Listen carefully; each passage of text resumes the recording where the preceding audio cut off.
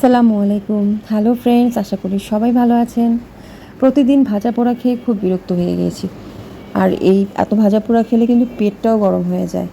যাই হোক, আজকে আমি চিন্তা করলাম একটু ডিফারেন্ট কিছু ইফতারি বানাই। তো এই জন্য আজকে আমি বানিয়েছি বৌয়া ভাত, মানে খুদের ভাত। এটা হচ্ছে মুন্সিগঞ্জের অত্যন্ত জনপ্রিয় একটি খাবার, আর আজ আমি আপনাদেরকে খুবই অথেন্টিক স্টাইলে দেখাবো। তো সর্বপ্রথম আমি এখানে কিছু পেঁয়াজ আমি বেরেস্তা করে নিচ্ছি, আর কিছু পেঁয়াজ আমি খুদের যে চালটা সেটার সাথে রেখেছি, আর কিছু কাঁচামরিচ রেখেছি। খুবই সহজ রেসিপি আমারটা। অনেকে অনেক রকমভাবে রান্না করে, আমি এভাবে করি। আর এখানে আমি 1 চা চামচ পরিমাণ লবণ দিয়ে নিয়েছি। এগুলো আমি একসাথে রেখেছি, আর ওদিকে আমি পেঁয়াজটাকে লাল করে নিচ্ছি।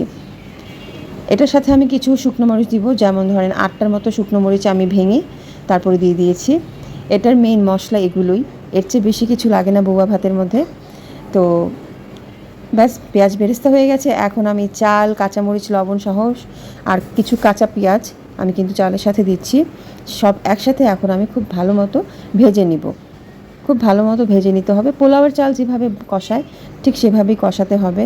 খুব ভালো মতো আমি কষিয়ে নিচ্ছি। খুদের ভাত কিন্তু সবাই কম বেশি পছন্দ করে, বিশেষ করে আমরা বাঙালিরা।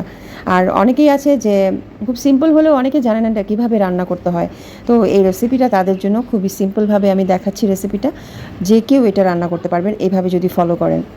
তো এই হচ্ছে, আমি ভালো মতো কষিয়ে নিয়েছি। আর এখন এখানে আমি কিন্তু বলতে ভুলে গিয়েছি, আমি এখানে 1.5 কাপ চাল নিয়েছিলাম। খুদের চালটা 1.5 কাপ পরিমাণ নিয়েছিলাম। আর এখন আমি এখানে দিয়ে দিয়েছি 2.5 মগ পানি।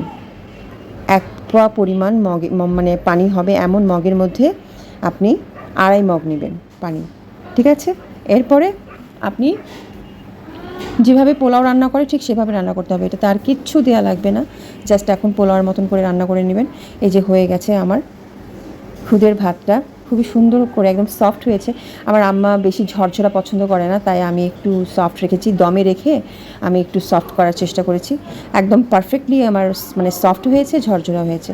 জাস্ট শেষে একটু ধনিয়া পাতা ছিটিয়ে দিয়েছি। যদি ধনিয়া পাতা না ভালো লাগে সেটা স্কিপ করতে পারেন। ব্যাস, হয়ে গেল আমার খুদের ভাত।